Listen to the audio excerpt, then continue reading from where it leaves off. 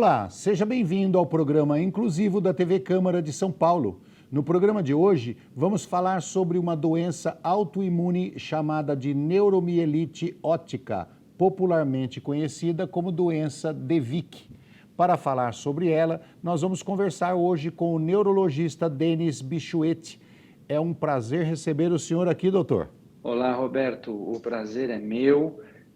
Eu agradeço o convite, agradeço a oportunidade de falar, não para mim, mas para todos os que nos acompanham, especialmente em nome dos pacientes que nós tanto desejamos ajudar cada vez mais. O senhor sabe que é um prazer, eu tenho certeza que é um prazer do senhor, eu tenho certeza que é um prazer de todos nós aqui da TV Câmara, porque é importantíssimo que se fale de doenças pouquíssimo conhecidas, né, para a população em geral.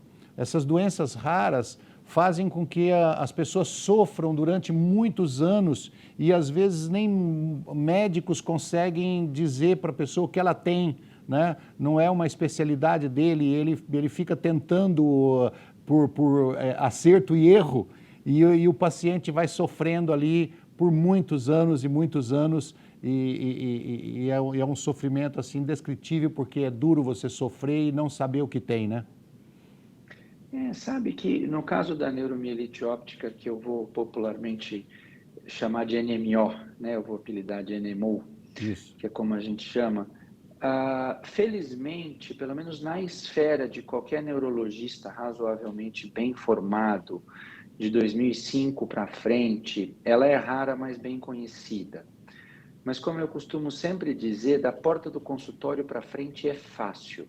Difícil é o mundo que o paciente enfrenta do lado de fora, seja porque quando alguém que não conhece a doença escuta esse palavrão, acha que é uma sentença eterna, ou o preconceito social que eles sofrem por não ter adaptações em jornada de trabalho, Sim. ou às vezes mesmo até a incompreensão de alguns profissionais que trabalham com perícias ou outras coisas, porque as doenças raras não aparecem nos seus sistemas, né? Tudo é um código hoje em dia. Então, pelo menos na esfera clínica, a gente tem um momento em que a difusão de conhecimento é ampla, mas o difícil ainda é da porta do consultório para fora. Tá, então vamos lá. O que é a neuromielite óptica e como ela se desenvolve? A neuromielite óptica, que aqui eu vou apelidar de NMO, ou conhecida também como doença de De Vick, que é em relação a Eugênio De Vick, foi um francês que a descreveu pela primeira vez em 1800 e bolinha. Ela é uma prima da esclerose múltipla. A melhor forma de defini-la é a neuromielite óptica já foi um dia considerada uma forma de esclerose múltipla e hoje ela é uma doença à parte. Ela é uma doença autoimune, né, onde o meu sistema de defesa cria uma reação contra eu mesmo. No caso da NMO, a agressão é contra os nervos dos olhos e a medula espinal, mais especificamente um canal chamado aquaporina. Então, em vez de eu criar um anticorpo contra um COVID, contra um pneumococo, que é a bactéria que causa pneumonia, eu crio um anticorpo contra esse canal chamado aquaporina e há inflamação no nervo do olho e na medula espinal. Sintomas: perda visual de um ou ambos os olhos, perda de força dos braços ou das pernas ou de ambos, e, em alguns casos, sintomas menos comuns, como vômitos não explicado por questões gastrointestinais ou até mesmo situações de alteração do nível de consciência, mas isso é mais raro. Vale dizer que isso não é súbito, né? Não é uma pessoa que acorda sem andar ou acorda sem enxergar. Quando isso acontece, eu tenho que pensar num AVC, na realidade, Sim. não numa doença autoimune. A evolução pode acontecer em poucos dias a semanas de sintomas. Esses são os carros-chefes, existem coisas menos comuns, mas a regra, o mais comum é perda de visão em um ou ambos os olhos progressiva em alguns dias, ou perda de força nos braços ou nas pernas, que seja progressivo em alguns dias a semanas. Essa era uma dúvida até antes de começar a conversar com o senhor, porque a neuromielite óptica, eu ia fazer Qual é a junção desses dois? Óptico, a gente fala de olhos, né? Neuro, a gente fala sistema nervoso central. Eu ia falar o que se junta aí nesse meio. O senhor explicou, Neu, os canais. é, e é neurológico da medula, e daí mielite, e do nervo óptico, daí óptica. É a apresentação clínica. Eu estava lendo um pouquinho a respeito.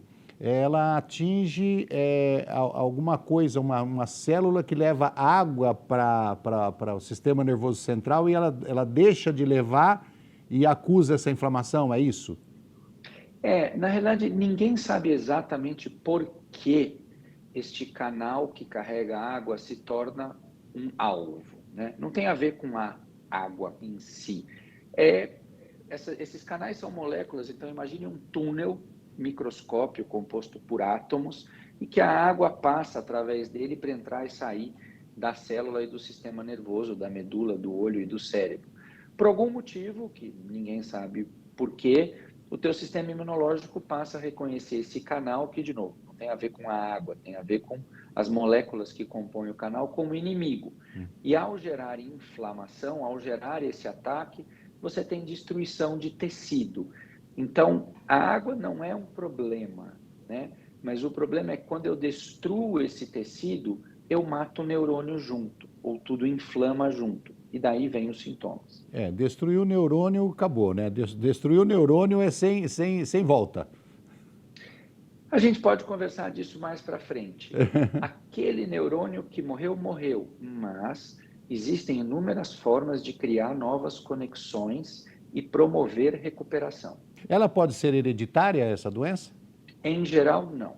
Existem componentes genéticos que aumentam o risco, mas ela não é comum pai, filho, primo, primo, tio, tio. Tá. Ela pode ser causada por algum efeito externo, por exemplo, uma comida, um remédio, uma batida de cabeça, ela pode ser causada por algum evento externo? Essa é uma boa pergunta, Roberto. É assim, como toda doença muito rara, é sempre mais difícil você juntar informação. Agora, a gente sabe que muitas doenças autoimunes, como lúpus, como artrite reumatoide, como esclerose múltipla, têm sim influência de fatores externos. E por que não para a neuromielite óptica também? Então, não é absolutamente provado, mas a gente sabe que se vale para outras doenças autoimunes, talvez valha aqui. Quais são esses fatores externos? Então, primeiro, dieta ultraprocessada. Então, uma alimentação composta de alimentos ultraprocessados ou excessivamente industrializados gera uma inflamação intestinal, essa inflamação cai no sangue, isso alimenta algumas doenças autoimunes. Sedentarismo, a obesidade abdominal é pró-inflamatória e o exercício é anti-inflamatório. Privação de sono, cronicamente é pró-inflamatório. Falta de exposição à luz solar. Para algumas doenças autoimunes, isso pode provocar um aumento de inflamação. Então, não é que se eu não tomar sol eu vou ter, se eu comer comida industrializada eu vou ter, mas é um quebra-cabeça que quanto mais você agride o seu corpo, menos você cuida direito dele. Se eu tenho propensão a ter esclerose múltipla, propensão a ter lúpus, propensão a ter artrite reumatoide, talvez isso facilite o desenvolvimento. E é possível, ainda que não provado, que para NMO também.